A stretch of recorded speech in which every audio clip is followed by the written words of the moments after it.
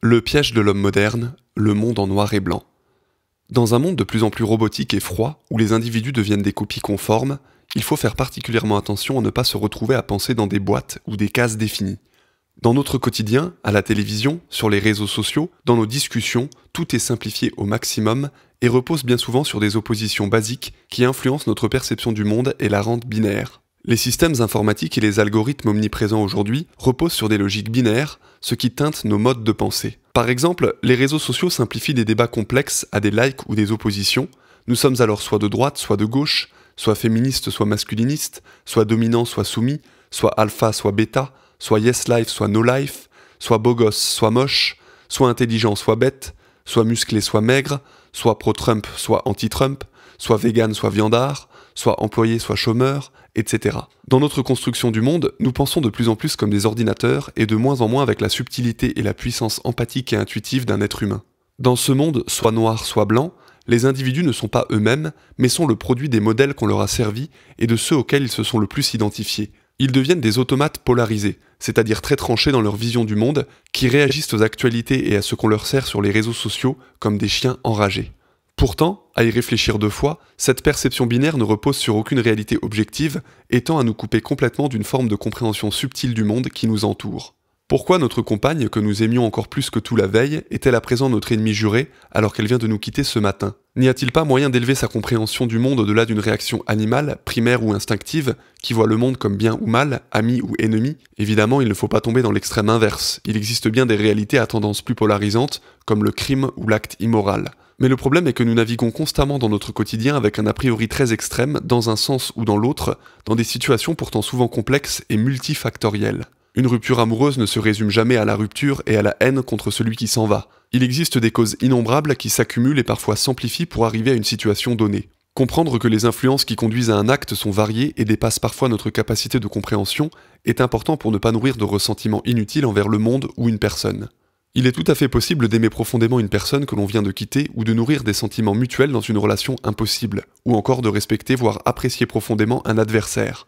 Un cerveau très cartésien, très binaire, comme celui qui a été formaté dès notre plus tendre enfance, n'arrive pas à concilier des opposés et cherche à tout prix à replacer les événements et les personnes dans des cases pour se rassurer et maîtriser son environnement. Par exemple, après avoir rencontré une personne pour la première fois, il est tentant de tout de suite la placer dans une boîte en fonction de son emploi, de sa taille, de son prénom ou de la puissance de sa voiture. C'est une habitude inconsciente adoptée dans une société où le paraître règne en maître qui fausse grandement notre rapport aux autres. Effectivement, nous ne voyons chez les autres qu'une façade, et pourrions bien donner notre respect et admiration à une personne manipulatrice et menteuse, sous prétexte qu'elle affiche une réussite matérielle, et mépriser un individu juste, intègre et généreux, sous prétexte que nous le trouvons négligé ou pauvre. Mais le rapport aux autres n'est pas le seul qui se trouve biaisé par l'approche étriquée des cases. Notre propre perception de nous-mêmes devient elle aussi complètement dépendante de ce que nous faisons et des termes que nous utilisons pour nous définir. Combien de personnes se définissent par leur emploi, s'en servent comme d'une carte de visite pour se présenter? Cela revient à complètement réduire la perspective d'un individu et à le rendre dépendant de ce qu'il fait, à la place de se ressentir comme ce qu'il est. Certes, dans une société de paraître où le statut est très important pour l'ego, occuper un poste à responsabilité ou valorisé socialement est une façon pour un individu assez pauvre intérieurement et sans identité propre de se valoriser et de trouver un semblant de réconfort et d'approbation. Mais il s'impose par là même une perspective très limitée sur sa vie et sur lui-même. Ce raisonnement pousse naturellement à se poser la question existentielle. Qui sommes-nous réellement? Sommes-nous notre prénom, notre travail, nos rêves, nos idéaux, nos désirs? Il semblerait que nous soyons à peu près ce que nous souhaitons être. Le cerveau humain, la conscience humaine, par sa capacité à imaginer, créer, se laisser habiter par la folie, peut prendre la direction qui lui plaît. Le cortex préfrontal nous permet de définir à chaque instant les règles du jeu dans lequel nous évoluons. De cette façon, un apparent problème peut devenir une source de motivation, une nouvelle idée peut changer le cours d'une vie, etc. Nous sommes ainsi des infinis potentiels ambulants. Il convient certes de fixer, d'ancrer des potentiels afin de vivre une vie concrète et de voir des projets arriver à leur terme.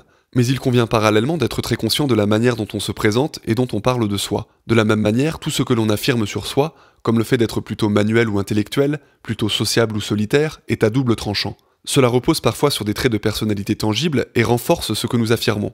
Mais il subsiste le risque que cela devienne une croyance qui finit par entraver notre liberté en nous conditionnant à penser quelque chose de faux sur nous-mêmes. Effectivement, la croyance est subconsciente, c'est-à-dire opérant à un niveau inférieur de notre conscience. Elle contribue donc à façonner notre réalité du monde quand nous n'y prêtons pas attention, et on estime même que le subconscient déroule son système de croyances environ 95% du temps. Ainsi, la vie que nous vivons au quotidien est donc le reflet d'un système de croyances binaire et rigide qui laisse peu de place à la créativité et l'expression personnelle.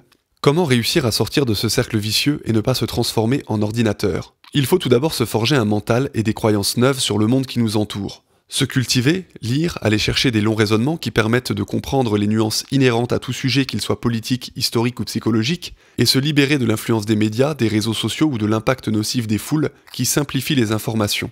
Nos groupes d'amis, bien que nous les apprécions, sont bien souvent malgré eux de terribles camarades, car ils contribuent à nous pousser à adopter une position rigide et binaire pour se faire accepter. Deux options existent alors pour un individu cherchant à élever sa conscience et penser par lui-même. Changer de groupe d'amis pour s'entourer de personnes plus ouvertes et moins tranchées, ou bien affirmer qu'il ne sait pas tout et qu'il n'a pas d'avis spécifique sur des sujets qu'il ne maîtrise pas, au risque de froisser certains de ses amis. Nous faisons bien trop de suppositions mais ne savons en réalité absolument rien de ce qu'il se passe réellement dans le monde. Il faut alors émettre des réserves pour ne pas tomber dans l'hystérie collective qui adore faire de certaines figures publiques des tyrans et d'autres des victimes. Le risque est le même, voire pire, pour les individus qui sortent peu de chez eux et qui se sont créés un monde virtuel pour trouver un peu de compagnie, notamment sur des forums. Dans ces foules virtuelles, les avis sont simples, binaires et extrêmes au possible, puisque l'anonymat permet toutes les folies. Et les individus se font donc programmer comme on programme un ordinateur. Ils ont ensuite une vision du monde basée sur le filtre des croyances qu'ils ont héritées sur les forums et autres réseaux sociaux, et créent donc une réalité correspondante. Nous devenons inéluctablement ce que nous croyons. Il est capital de maîtriser ce qui se passe dans notre cerveau et de comprendre que la perception binaire et simplifiée du monde nous conduit tout droit vers une existence fade, insipide et surtout misérable, sans réelle couleur ni dimension. Se reconnecter à ces ressentis est une autre façon de s'opposer à la logique froide et au calcul binaire. Par exemple, si nous reprenons l'exemple de la compagne qui nous a quittés, au lieu d'appliquer le filtre binaire issu de la mentalité Red Pill par exemple, qui pourrait être le suivant: je le savais, de toute façon elles sont toutes pareilles, toutes des on peut se questionner sur nos ressentis, sur les raisons qui ont pu amener à cette situation, et se remettre en cause personnellement. Peut-être avons-nous été négligents depuis quelques mois, moins impliqués ou peut-être trop dépendants. Peut-être notre partenaire avait-elle aussi des raisons d'agir ainsi qui nous dépassent, et la dépassent peut-être aussi elle-même. Quelles qu'en soient les raisons, nous ne pouvons pas nourrir de ressentiment si nous acceptons une situation ouverte et pas forcément logique au sens où nous aimons l'entendre. Appliquer un filtre binaire permet également bien souvent d'éviter de justifier des comportements ou de se remettre en question, puisque nous sommes soit géniaux, soit nuls. Mais aucun de ces deux extrêmes n'est réel. Ce sont des constructions mentales étriquées qui ne correspondent à aucune réalité. La réalité est d'une nuance presque infinie, et vouloir la cloisonner avec un vocabulaire limité et un temps fini est une folie pure. Le ressenti permet de combler le trou que la raison et la logique ne peuvent pas boucher. Sans pouvoir alors parfaitement expliquer pourquoi, nous comprenons. Et nous comprenons que cet acte n'était ni bon ni mauvais, ni logique ni illogique, mais peut-être simplement nécessaire. Il ne devient alors plus nécessaire de supposer à tout bout de champ, mais de ressentir et d'intégrer une réalité supérieure hors des termes basiques et simplistes et des associations faites à ces termes. Une personne végane n'est pas nécessairement délurée, mystique ni marginale, tout comme un mangeur de viande n'est pas nécessairement sanguinaire, sans scrupules et grossier. Ce sont des raccourcis que nous proposent les médias et la doxa contemporaine, mais qui sont d'une bêtise sans nom. Un acte de courage et de libération est celui de remettre en question cette perception basique du monde pour créer sa propre vision basée sur des faits personnels et de la recherche approfondie mêlée à une intuition profonde. Des individus supérieurs, dans leur approche du monde, ne se cloisonnent jamais dans une petite case et laissent le champ ouvert aux possibilités, à la créativité. C'est l'affinage, la réinterprétation permanente de nos perceptions qui nous donne un pouvoir inestimable, celui de ne jamais se trouver victime de son environnement, mais créateur de son univers. Je remarque d'ailleurs en disant tout ceci que le terme d'individu supérieur est lui aussi une forme de cloisonnage mental. Il risque de donner à celui qui se qualifie comme tel un ego surdimensionné et bloquer sa quête d'évolution en pensant qu'il est supérieur aux autres. Individu supérieur est un terme qui désigne une mouvance, une direction, une énergie, mais n'est pas une fin en soi. Ce n'est pas un mot qui est censé cloisonner l'individu, mais c'est un mot qui est censé lui donner une perspective libératrice d'évolution. Mais ce mot ne correspond à aucune réalité tangible. Chacun possède sa propre expression de son individu supérieur. Bien qu'il existe des principes universels, comme le fait par exemple de ne pas regarder de pornographie ou d'être capable de contrôler ses pulsions, un individu supérieur est avant tout un individu qui cherche à s'améliorer et à évoluer, avec son propre rythme et ses propres règles. Il arrivera naturellement à des valeurs nobles, à un sens moral profond, mais il l'exprimera à sa façon propre